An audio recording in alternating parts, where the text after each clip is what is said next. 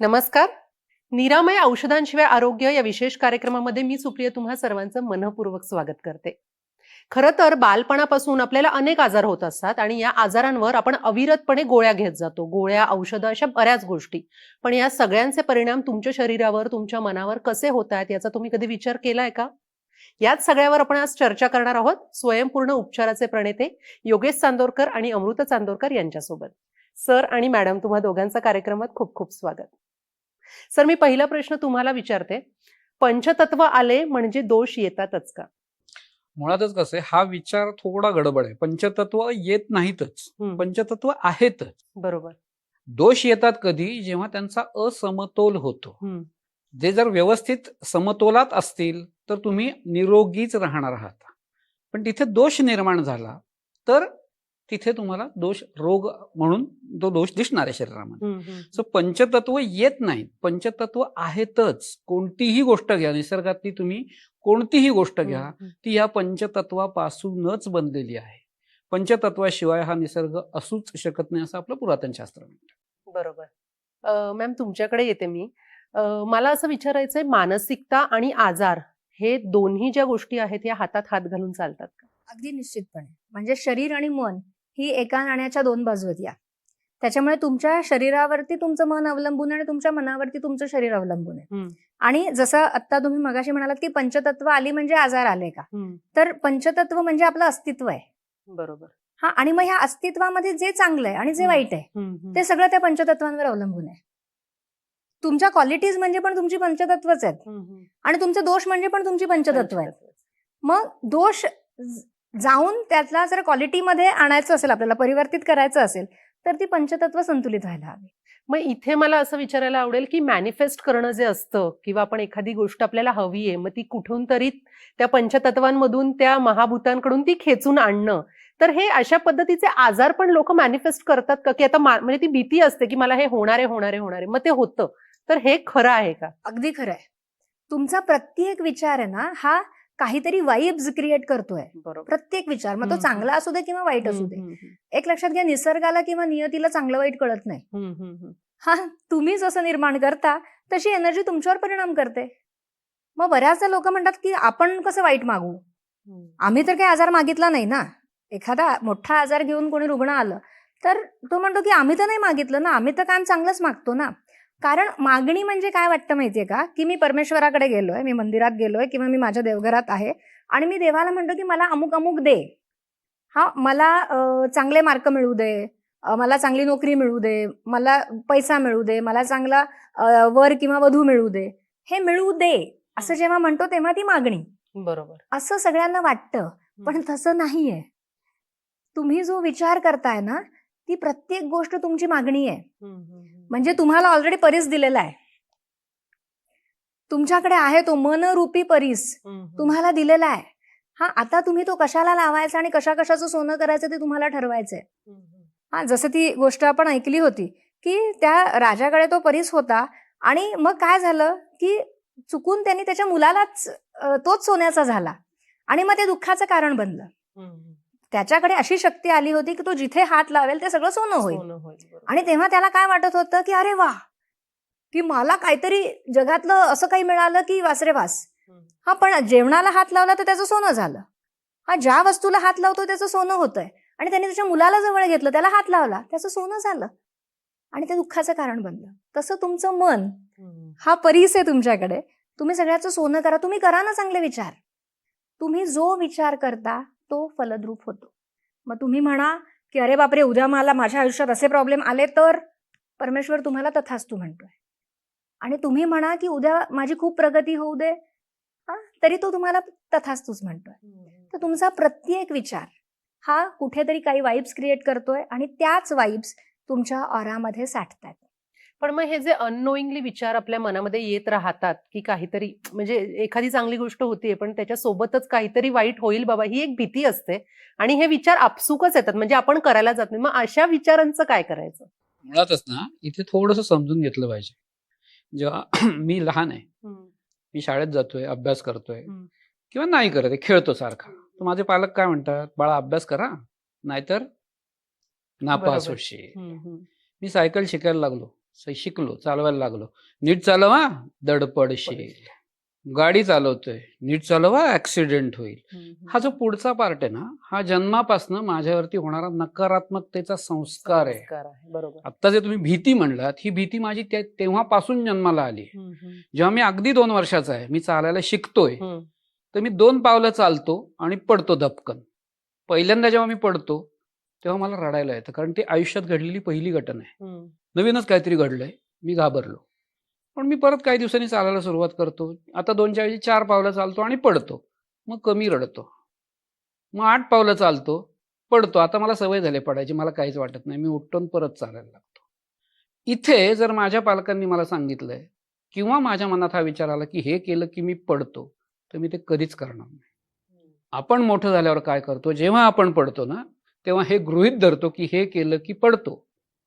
ही जी भीती आहे, ही आपल्या प्रत्येक कामाला, प्रत्येक नवीन गोष्टीला आपण लावतो आणि म्हणून चुकीच्या गोष्टी कायम निर्माण होतात आतमध्ये. आणि ह्या चुकीच्या गोष्टी काय करतात, जसं आता मॅडमने सांगितलं की अरे बापरे, मला असं झालं तर. आता या वाक्याचे ऍक्च्युली शरीराच्या दृष्टीने 2 भाग होतात. इथे पहिलं वाक्य, मला असं झालं, इथे संपलं.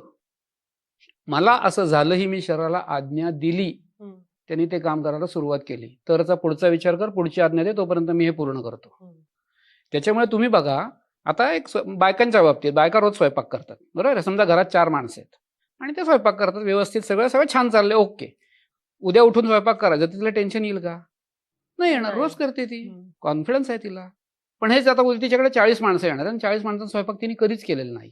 मग टेन्शन येईल. म्हणजे काय होईल, विचार काय असेल, अरे बापरे, नाही जमलं तर होईल का?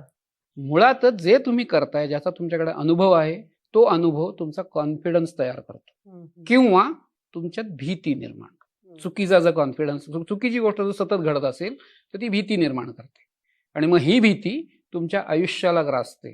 मग प्रत्येक विचारामध्ये ती भीती यायला लागते. बरोबर. यालाच धरून एक प्रश्न असा विचारायचा आहे की जसं सर म्हणतात, ही जी भीती आहे ही तुमच्या आयुष्याला ग्रासते. असे अनेक जणांना काही जुने आजार असतात आणि ती भीती त्यांच्या मनात बसलेली असते की आता हे होणारच आहे, म्हणजे मला इतक्या वर्षांपासून आहे आणि त्यांना ती सवय झालेली असते त्या आजाराची. बरं, त्याच्यावर खूप गोळ्या औषधही खाऊन झालेले असतात.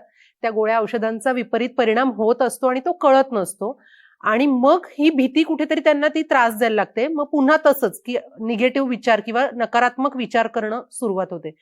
तर मग काय करायचं, म्हणजे हे जे जुने आजार आहेत हे कशा पद्धतीने बरे होऊ शकतात? आता मुळातच स्वयंपूर्ण उपचार करतं काय हे समजून घेऊ थोडंसं आपण. जसं तुम्ही म्हणालात की जुने आजार आहे आणि मग मला काय माहितीये ह्या आजारावर करायचंय काय, तर औषधं घ्यायची. औषधं घेऊन त्याचा मला म्हणावासा उपयोग होतोय का, तर होत नाहीये. हा, पण पर्याय तेवढाच आहे ना माहितीचा, त्याच्यामुळे तेच मी वर्षानुवर्ष करतो आणि आता हळूहळू त्रास वाढत चालले.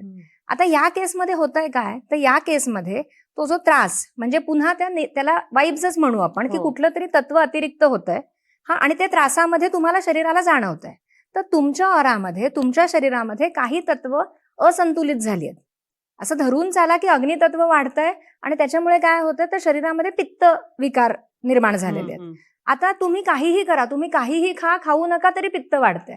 का? कारण शरीराची आता ती प्रकृती जी होती ती विकृतीकडे गेली आहे आणि ती शरीराची मानसिकता पण साधारण झालेली असते. तत्व जेव्हा बिघडतं तेव्हा त्याचा परिणाम तुमच्या शरीरावर पण होतो आणि मनावर पण.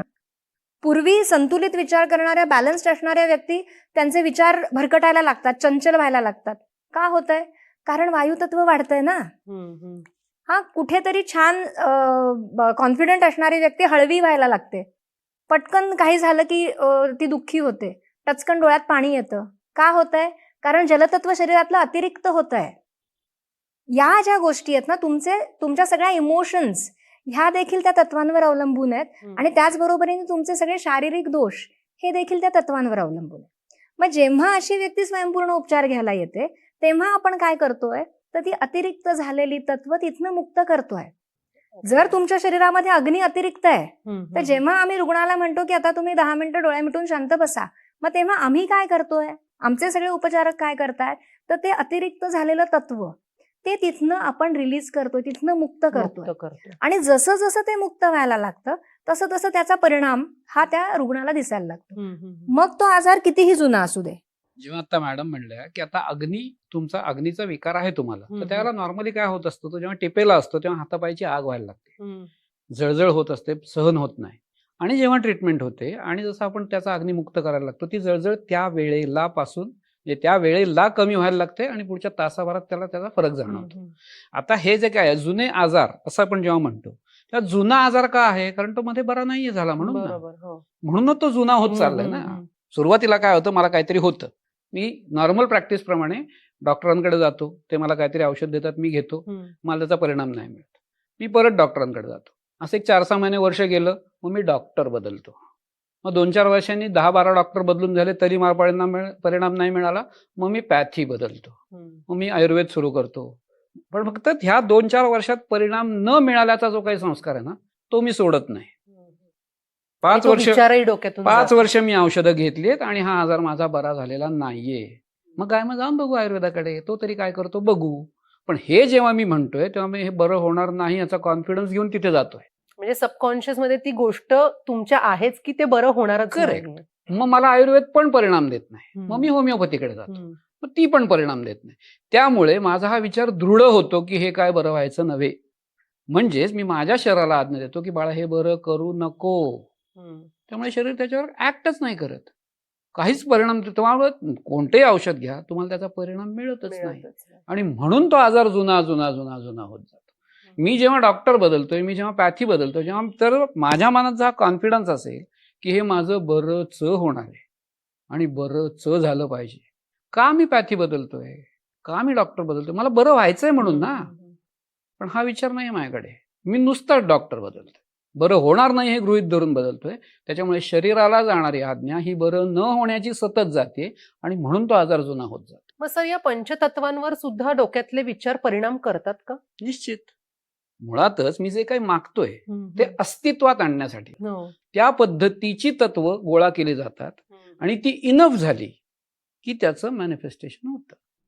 म्हणजे आपल्याकडे जप-जाप्य जी करायला सांगतात, ते पण तेच आहे. ऊर्जा तुमची, आपण एक साधं उदाहरण बघू, बर्फ, पाणी आणि वाफ. वाफेचा बर्फ कधी होईल? वाफ हळूहळू हळूहळू पाण्यात रूपांतर होईल आणि हळूहळू बर्फात रूपांतर होईल. जेवढी वाफ आहे तेवढासा छोटासा बर्फ होईल, किंवा जेवढा बर्फ आहे त्याची काही प्रमाणात वाफ होईल. आता हे जे प्रमाण आहे, हे प्रमाणच त्या बर्फाचा आकार ठरवणार आहे. तसं माझा जो विचार आहे तो जितका दृढ, त्या पद्धतीने ज्या वेळेला पंचतत्व खेचली जातील आणि ती तेवढ्या प्रमाणात होतील, तेव्हा त्याचं मॅनिफेस्टेशन होणार आहे. सो ते तुम्ही सतत करणं गरजेचं आहे, जेव्हा तुम्हाला ते मॅनिफेस्ट व्हायला हवंय. आत्ता नॉर्मली काय केलं जातं, भीतीमुळे चुकीच्या गोष्टीचं मॅनिफेस्टेशन होतं. कारण चुकीची गोष्ट मी सतत मागत राहतो, असंच होणार नाही ना, तसंच होणार नाही ना, आणि तोच विचार मी सतत करतो, तसं मॅनिफेस्टेशन होतं, मला यश मिळत नाही, माझा आजार बरा होत नाही. बरोबर. त्यामुळे जेव्हा आपल्याकडे रुग्ण येतो ना, तेव्हा तो त्याचा विचार बदलण्यासाठी देखील आपण प्रामुख्याने काम करतो. बरोबर. आणि ते खूप गरजेचं आहे माझ्या मते. प्रत्येक ट्रीटमेंट, म्हणजे कोणतीही पॅथी असेल किंवा कोणतीही ट्रीटमेंट, माणसांच्या विचारांवर काम करणं खूप गरजेचं आहे. नक्कीच. खरं तर याच सगळ्या विषयाला धरून आपल्याकडे एक पेशंट येणार आहेत, आपण त्यांना भेटूयात. आता आपल्या सोबत आहेत स्वयंपूर्ण उपचाराने बऱ्या झालेल्या एक पेशंट. त्या खरं तर या आजारातून पूर्णपणे बऱ्या झालेल्या आहेत, त्यामुळे त्यांना पेशंट म्हणणं योग्य नाहीये. ईशा असं त्यांचं नाव आहे. त्यांना गेल्या काही वर्षांपासून, म्हणजे अगदी बालपणापासून त्यांना ऍसिडिटीचा प्रचंड त्रास होता. मात्र कन्सिस्टंटली स्वयंपूर्ण उपचाराची ट्रीटमेंट घेऊन त्या पूर्णपणे या आजारातून बऱ्या झाल्या आहेत. आपण त्यांच्याशी बोलूयात. ईशा, तुझं कार्यक्रमात खूप खूप स्वागत. नमस्कार. काय सांगशील, तुझा हा आजार खूप जुना होता खरं तर, आणि बालपणापासूनचा तुझा हा आजार होता आणि तो संपूर्णपणे बरा झाला, तर तो काय, ह्याचा तुझा सगळा अनुभव आहे, काय सांगशील? माझा अनुभव खरं तर एका शब्दात सांगायचा तर अत्यंत सकारात्मक आहे. आणि माझ्यात शारीरिकच नाही, नुसता तर मानसिक आमूलाग्र बदलही झाला. माझी सुरुवात निरामय बरोबर 2021 मध्ये झाली. त्याआधी जवळजवळ 10-12 वर्ष मला पित्ताचा त्रास होता, म्हणजे उलट्या होणं, मायग्रेन सारखा त्रास, मला प्रवास सहन व्हायचा नाही, किंवा खाण्यापिण्यात जरा बदल झाला की माझं पित्त वाढायचं. आणि हा त्रास मला कन्सिस्टंटली होत होता, आणि हा मी अंगावर काढत शेवटी 2021 मध्ये योगेश सरांकडे आले. त्याआधी मी औषध उपचार काही घेत नव्हते, पण घरगुती आपले जे आपण उपाय करतो पित्ताचा त्रास झाल्यावर, त्यावर मी ते निभावत होते. पण माझ्या आईमुळे मला निरामयची ओळख झाली आणि मग आम्ही इथे आलो. 2021 मध्ये माझी ट्रीटमेंट सुरू झाली आणि बघता बघता 1.5 वर्षात माझा त्रास संपूर्णतः निघून गेला. मला प्रवास लांबचे करता येऊ लागले. मला खाण्यापिण्यावरची माझी बंधनं निघून गेली आणि माझ्या संपूर्ण शारीरिक आरोग्यातच पूर्णपणे बदल झाला. सुरुवात मी पित्तासाठी केली, पण माझ्या ओव्हरऑल हेल्थवर मला खूप चांगला परिणाम स्वयंपूर्ण ऊर्जा उपचारांचा दिसून आला. तर ही आणि होती. ही खूप पॉझिटिव्ह गोष्ट आहे, जसं तू सांगते की तुझ्या विचारांमध्ये खूप बदल झाला आणि त्याच्यामुळे तुझा शारीरिक जो आहे तो प्रचंड बदल झाला. तर ही पॉझिटिव्ह जे थिंकिंग आहे ते किती गरजेचं होतं या सगळ्या ट्रीटमेंटमध्ये? माझ्यासाठी खूप गरजेचं होतं, कारण 2021ला मी माझ्या शिक्षणाच्या महत्त्वाच्या टप्प्यावर होते. माझं करिअर सुरू होत होतं. धकाधकीचं प्रचंड आयुष्य होतं. शालेय जीवनाच्या रुटीन आयुष्यातनं मी बाहेर पडले होते. त्यामुळे कम्फर्ट असा मला काही नव्हता आणि बाहेरच्या खूप गोष्टी मी शिकत होते. त्याचा माझ्यावर खूप परिणाम होत होता. त्यामुळे निरनिराळे विचार माझ्या मनात तयार व्हायचे, नकारात्मक विचार यायचे, सेल्फ डाऊट किंवा शंका, आत्मविश्वास कमी होणं यासारख्या गोष्टी त्या जर्नीत माझ्याबरोबर घडत होत्या. त्यामुळे ह्या टप्प्यावर निरामयनी मला खरं तर खूप साथ दिली आणि अजूनही देत आहेत. कारण मी कामानिमित्त सध्या घराबाहेर राहते, त्यामुळे माझी जीवनशैली संपूर्ण बदलली. पण तरीसुद्धा माझा जो जुना त्रास होता तो परत कधीच उलटून आला नाही. कारण उपचार माझे सुरू होते आणि त्यामुळे मूळतः निघून गेल्यामुळे तो त्रास पुन्हा कधी मला आला नाही. आणि मानसिकरित्या सांगायचं तर छोटे-छोटे यश, अपयश किंवा नकारात्मक विचारांची एक शृंखला तयार होते. ती मोडायला मला ऊर्जा उपचारांचा खूप मदत झाली. त्याप्रमाणे मदत झाली. ईशा, आपण जसं मगाशी तू आलीस आणि आपण दोघींच्या आपल्या गप्पा चाललेल्या, तेव्हा तू म्हणालीस की तुझं लॉचं शिक्षण पूर्ण झालं आणि आता लॉयर झाली, तू आता प्रॅक्टिस करतेस. हो. या सगळ्या निमित्ताने जागरणं खूप झाले असतील, कारण खरं. अभ्यास होता आणि तुझे प्रवासही खूप झाले असतील. तर मग हे सगळं कसं मॅनेज केलं? कारण जसं तू मगाशी उल्लेख करत होती की मला हो. प्रवास करणं खूप कठीण जायचं पूर्वी. खरंय. तर लहानपणापासून मला मायग्रेन आणि पित्ताचा त्रास असल्यामुळे छोटे म्हणजे 2 तास 3 तासापेक्षा जास्तचा प्रवास झाला आणि उन्हात प्रवास झाला, बाय रोड प्रवास झाला, तर मला अजिबात सहन व्हायचं नाही. माझं डोकं दुखणं आणि उलट्या होणं या गोष्टीमुळे मी प्रवास टाळायचे. म्हणजे एका ठिकाणून दुसऱ्या ठिकाणी एक मेजर लिमिटेशन झालेलं माझ्यासाठी. आणि लॉच्या क्षेत्रात आल्यानंतर किंवा कॉलेज मध्ये गेल्यानंतर प्रवास टाळणं हा ऑप्शन माझ्याकडे खरं तर नव्हता. कारण कामानिमित्त जाणं, स्पर्धांसाठी जाणं हे सगळं गरजेचं झालेलं, माझ्या आयुष्याचा एक भाग झालेला. आणि अभ्यासाचं प्रमाण खूप वाढलं. त्यामुळे 12-12 तास, 13 तास बसून वाचन करणं, अभ्यास करणं यामुळे मानसिक ताणही वाढायचा. आणि त्यामुळे मग मला पित्ताचा तो पुनर्पुनर होणारा असा त्रास सुरू झालेला. तर ह्या टप्प्यावर मला ऊर्जा पद्धतीमुळे जवळ-जवळ मी त्यातनं मुक्त झाल्यासारखी झाले. कारण मायग्रेनचा त्रास पूर्ण गेल्यामुळे मला कुठलाही प्रवास घेताना ती मनात भीती राहायची नाही, की आता मला डोकं दुखणार, आता मला उलटी होणार, मी हे करू शकते की नाही. तो मेंटल प्रेशर खूप ते जास्त. मेंटल प्रेशर पूर्णपणे निघून गेलं आणि मी फ्रीली माझी कामं आणि अभ्यास सगळं करू शकले. आणि आत्ताच्याही प्रॅक्टिसमध्ये जागरणं खूप होतात, वेळी अवेळी खाणं होतं, बाहेरचं खाणं होतं, कारण प्रत्येक वेळी कामानिमित्त तुम्हाला सगळं व्यवस्थित रुटीन मिळेल असं होत नाही. तर ह्या सगळ्या गोष्टी मी आत्ता करू शकते, कारण मी सातत्याने आधी ट्रीटमेंट घेऊन माझा आजार संपूर्णपणे बरा निघून केला. गेला. आणि त्यामुळे मी आत्ता जे माझं काम फुल फ्लेजनी करू शकते ते खरं तर निरामयच्या उपचारांमुळे करू शकते. क्या बात आहे. खूप छान गोष्ट आहे आणि खूप छान की तू या आजारातून बरी झालीये. सर, आपल्याला जसं आता ईशा सांगते की खूप जुना आजार होता, म्हणजे अगदी तिला बालपणापासून ही ऍसिडिटी. तर मग हे असे जेव्हा खूप जास्त जुनी ही ऍसिडिटी किंवा अशा पद्धतीचे आजार असतात, तर हे बरे होतात का? आता हा प्रश्न कसा आहे, बरे होतात का? तर आपला बरा झालेला पेशंटच हो, आहे. हो. म्हणजे ह्याचं उत्तर काय आहे, तर बरे होतात. मुळात काय होतं, जेव्हा आजार तुमचा प्रोलॉंग आहे, तो तुमचा अनुभव म्हणून हे होतं, तो बरा होत नाहीये हा अनुभव कन्सिस्टंटली वाढत जातो आणि कुठेतरी खुणगाट बांधली जाते की हे काय आता बरं होणार नाही. आणि ही बरं होणार नाहीची जी मानसिकता तयार होते त्याच्यामुळे खरं तर तो आजार बरा होत नाही. आणि हा आजार भोगत असताना, आता जसं ती म्हणली की उलट्या होत आहेत, हे होतंय, ते होतंय, तर तुम्ही काम जास्त करू शकत नाही. मग तो एक इन्फिरिटी कॉम्प्लेक्स तयार होतो की अरे मला जमत नाही, अरे माझं होत नाही, अरे माझं होणार नाही, आणि होत नाही म्हणून होणार नाही. आणि मग ही मानसिकता काय करते, तुम्हाला अजून खचवत जाते बरोबर. आणि त्यामुळे तुमचा आजारही वाढत जातो. थोड्या अधिक फरकाने हिची अवस्था तशीच होती. ही फायनलला आली तेव्हा, म्हणजे ज्या वेळेला आपल्याकडे आली तेव्हा हीच सगळी मानसिकता होती. आता हे मी करतेय खरं, पण हे होणार नाही ना माझ्याने. झेपणार आहे का हा, नाही? मला होणारच नाहीये हे. ते त्याच्यामुळे आधी एक गप्पा मारून तिची मानसिकता थोडीशी बदलण्यासाठी थोडं काउन्सिलिंग केलं गेलं आणि मग उपचार सुरू झाले.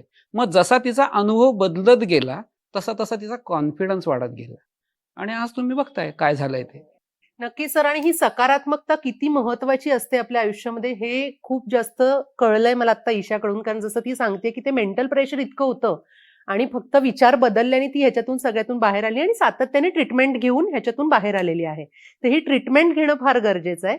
आणि ईशा सर आणि मॅडम, तुम्ही तिघही या कार्यक्रमात सहभागी झालात, तुमचे तिघांचे मनापासून आभार. जसं आता आपण ईशाशी बोललो की तिला हा जो आजार होता हा फार जुना होता, लहानपणापासूनचा आजार होता आणि याच्यावरती मात करू शकली फक्त स्वयंपूर्ण उपचारांनी. आणि जसं की ती आपल्याला सांगते की तिचे विचारही खूप बदलले, जे काही मेंटल प्रेशर बिल्टअप होत होतं त्याच्यातून सगळ्यातून ती बाहेर येऊ शकली. त्यामुळे तुम्हालाही जर अशा पद्धतीचे आजार होत असतील तर तुम्ही नक्की निरामयमध्ये या. स्वयंपूर्ण उपचार पद्धतीची ही जी ट्रीटमेंट आहे ती नक्की तुम्ही घ्या. आजच्या या एपिसोडमध्ये आपण इथेच थांबतोय. पुन्हा भेटूयात एका नवीन एपिसोडमध्ये. तोपर्यंत नमस्कार. साध्या आजारांपासून ते मोठ्या आजारांपर्यंत घरी राहून फक्त व्हॉट्सअप किंवा ईमेलने माहिती पाठवून लागोलाग सुरू करता येणारे उपचार म्हणजे विनास्पर्श विनाऔषध केले जाणारे स्वयंपूर्ण उपचार. आजच संपर्क साधा.